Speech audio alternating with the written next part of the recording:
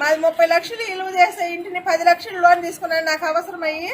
కానీ ఇప్పుడు డాక్యుమెంట్స్ లేవంటున్నారు. కానీ సరే నాకు డాక్యుమెంట్స్ లేకపోతే మళ్ళీ లోన్ ఇవ్వండి అని అన్నా కూడా లోన్ ఇవ్వము, నీ డాక్యుమెంటే లేవంటున్నారు. నేను 16 లక్షలు కట్టే 10 లక్షలకి 16 లక్షలు డబ్బులు కట్టినా సరే కానీ నీ డాక్యుమెంట్ అయితే మా దగ్గర లేవు. నీ డాక్యుమెంట్ ఎవరి దగ్గర ఉండి మమ్మల్ని అడిగితే నెల్లూరు బ్రాంచ్కి కూడా వెళ్ళాను, ఈ ఆత్మకూరు వాళ్ళదే. అక్కడ కూడా ఏం సమాధానం లేదు. 3 గంటలు కూర్చోబెట్టుకొని గమ్ముగా పంపించారు. నాకు న్యాయం కావాలని అడుగుతున్నాను సార్. లోన్ తీసుకున్నారు సార్ మన దాంట్లో. ఓకేనా, ఆమె ఎప్పుడు మేడం క్లోజ్ చేసింది?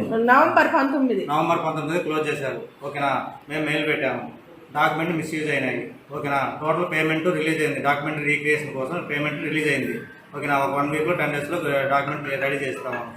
అది కస్టమర్ పేరు మీద ఉన్న డాక్యుమెంట్ ఉంది కదా, మిస్ అయిన తర్వాత ఏం జరిగింది? కస్టమర్ పేరు మీద డాక్యుమెంట్ రీక్రియేషన్ చేయమని చెప్పేసి పైనుంచి ఆర్డర్ వచ్చింది. మన సైన్ కదా, మనమే క్లియర్ చేయాలని చెప్పేసి ఇచ్చారు.